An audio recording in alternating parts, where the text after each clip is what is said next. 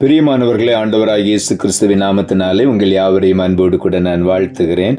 ஆண்டவர் கிருபையாய் நமக்கு கொடுத்த இந்த புதிய நாளுக்காக முதலாவது நாம் ஆண்டவருக்கு நன்றி சொல்லுவோம்.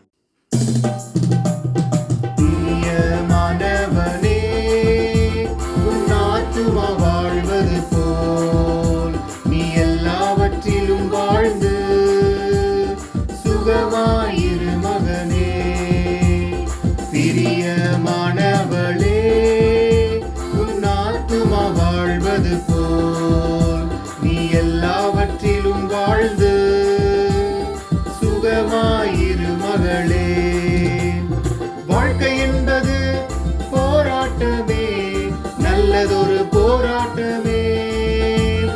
வாழ்க்கை என்பது போராட்டமே, நல்லதொரு போராட்டமே. ஆவிதரும் பட்டயத்தை, ஆவிதரும் பட்டயத்தை எடுத்து போராடி வெற்றி பெறு, எடுத்து போராடி வெற்றி பெறு. பிரியமானவனே, உன் ஆத்துமா வாழ்வது போல் நீ எல்லாவற்றிலும் வாழ்ந்து சுகமாயிரு மகனே.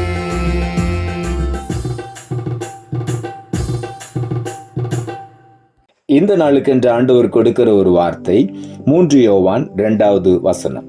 3 யோவான் புஸ்தகம் 2ஆம் வசனம். பிரியமானவனே, உன் ஆத்துமா வாழ்கிறது போல நீ எல்லாவற்றிலும் வாழ்ந்து சுகமாயிருக்கும்படி வேண்டுகிறேன் என்று வார்த்தை சொல்லுகிறது. ஆண்டவர் நாம் எப்பொழுதும் சுகமாயிருக்க விரும்புகிற தேவன்.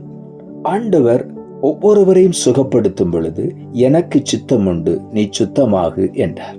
ஆண்டவருடைய சித்தம் நாம் சுகமாய் இருக்க வேண்டும் என்பது. ஆகவே தான் இங்கே ஆண்டவருடைய வார்த்தை சொல்லுகிறது, உன் ஆத்துமா வாழ்கிறது போல நீ எல்லாவற்றிலும் வாழ்ந்து சுகமாயிருக்கும்படி வேண்டுகிறேன் பிரியமானவனே என்று சொல்லுகிறார்.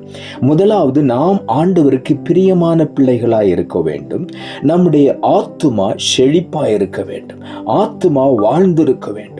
ஆத்துமா வாழ்ந்திருக்க வேண்டுமானால் வேத வசனமாகிய ஆகாரம் ஆத்துமாவுக்கு ஒவ்வொரு நாளும் தவறாமல் கொடுக்கப்பட வேண்டும். வேத வசனம்தான் ஆத்துமாவை செழிப்பாக்குகிறது, வாழ வைக்கிறது. அந்த ஆத்துமா வாழும் பொழுது நம்முடைய சரீர பிரகாரமான எல்லா காரியங்களும் வாழ்ந்து சுகமாய் இருக்கும் என்று வேதம் சொல்லுகிறது. உபாகம புஸ்தகம் 33ஆம் அதிகாரம் 12ஆம் வசனம் இப்படியாய் சொல்லுகிறது, பென்னியமேனை குறித்து கர்த்தருக்கு பிரியமானவன் அவரோடே சுகமாய் தங்கியிருப்பான், அவனை எந்நாளும் அவர் காப்பாற்றி அவன் எல்லைகளுக்குள்ளே வாசமாயிருப்பார் என்றான் என்று பென்னியமேனை குறித்து இங்கே எழுதப்பட்டிருக்கிறது. கர்த்தருக்கு பிரியமானவன் அவரோடே சுகமாய் தங்கியிருப்பான். ஆண்டவருக்கு பிரியமானவன் இயேசுவோடு கூட கர்த்தரோடு கூட சுகமாய் தங்கியிருப்பான் என்று வேதம் சொல்லுகிறது. ஆகவே தான் இங்கே பிரியமானவனே என்று அழைக்கிறார். நாம் கர்த்தருக்கு பிரியமானவர்களாய் அவரோடு கூட தங்கி இருக்கிறவர்களாய் இருக்க வேண்டும். அவனை எந்நாளும் அவர் காப்பாற்றுகிறார், அவன் எல்லைகளுக்குள்ளே அவர் வந்து வாசம் பண்ணுகிறார் என்று வேதம் சொல்லுகிறது. ஆண்டவருக்கு பிரியமானவன் எப்பொழுதும் ஆண்டவரை துதித்து கொண்டே இருப்பான். அந்த துதிகளுக்கு மத்தியிலே தான் கர்த்தர் வாசமாய் இருப்பார். ஆகவே இஸ்ரவேலின் துதிகளுக்குள் வாசமாய் இருக்கிற ஆண்டவர் நம்மை சுகமாய் தங்கி இருக்க பண்ணுவது மாத்திரமல்ல, அவர் நம்மோடு கூட தங்கி இருக்கிறார், எந்நாளும் அவர் காப்பாற்றுகிறார், அவர் நம்முடைய எல்லைகளுக்குள்ளே எப்பொழுதும் உலாவிக்கொண்டு வாசமாய் இருப்பார். ஆகவே நாம் அப்படிப்பட்ட ஒரு பிரசன்னத்துக்குள்ள இருக்கும் பொழுது பாக்கியவான்களாய் இருக்கிறோம். நம்முடைய ஆத்துமா வாழ்வது போல எல்லாவற்றிலும் வாழ்ந்து நாம் சுகமாயிருப்போம். சங்கீதங்களின் புஸ்தகம் 19ஆம் சங்கீதம் 7வது வசனம் இப்படியாய் சொல்லுகிறது, கர்த்தருடைய வேதம் குறைவற்றதும் ஆத்துமாவை உயிர்ப்பிக்கிறதுமாயிருக்கிறது என்று வேதம் சொல்லுகிறது. ஆத்துமா வாழ வேண்டுமானால் வேதம் அனுதினமும் நம்முடைய வாழ்க்கையில இடம்பெற வேண்டும். ஆகவே தான் தாவீது எழுதுகிறார், கர்த்தருடைய வேதத்தில் பிரியமாயிருந்து இரவும் பகலும் வேதத்தில் தியானமாயிருக்கிற மனுஷன் பாக்கியவான், அவன் செய்வதெல்லாம் வாய்க்கும் என்று எழுதப்பட்டிருக்கிறது. ஆகவே கர்த்தருடைய வேதம் சங்கீதம் குறைவற்றது. நம்முடைய ஆத்துமாவை அது உயிர்ப்பிக்கிறது.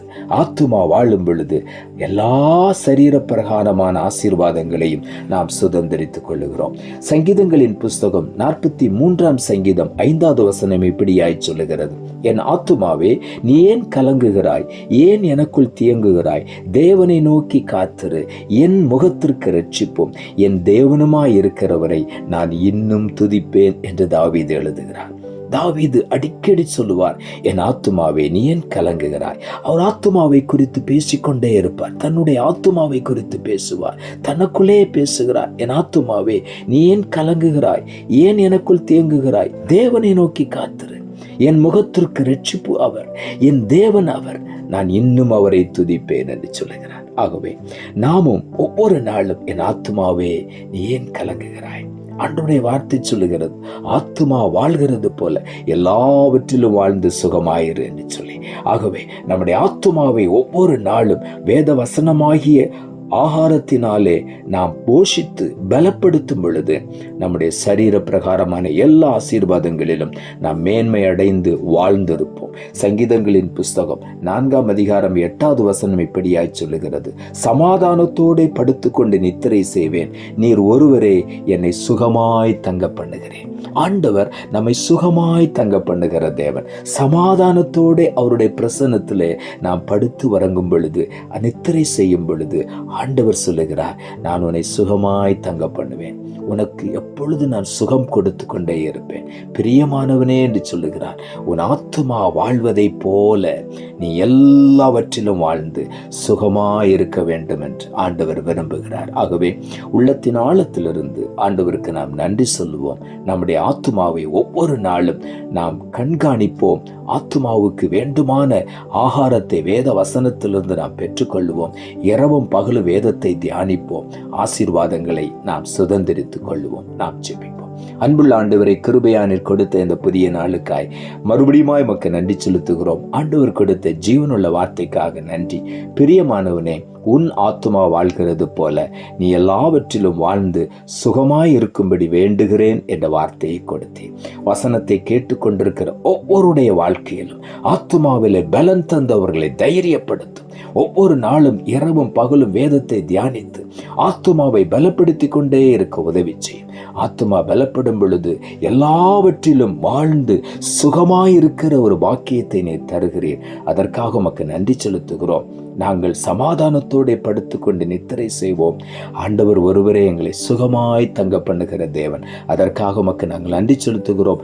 ஒவ்வொருவரை நல்ல சரீர சுகத்தோடு ஆத்தும பலத்தோடு ஆசீர்வதித்து பலப்படுத்து நீர். அப்படி செய்கிறபடினாலும் உமக்கு நன்றி தாழ்த்துகிறோம். இரட்சகர் இயேசுவின் நாமத்தில் ஜெபிக்கிறோம் நல்ல பிதாவே, ஆமென்.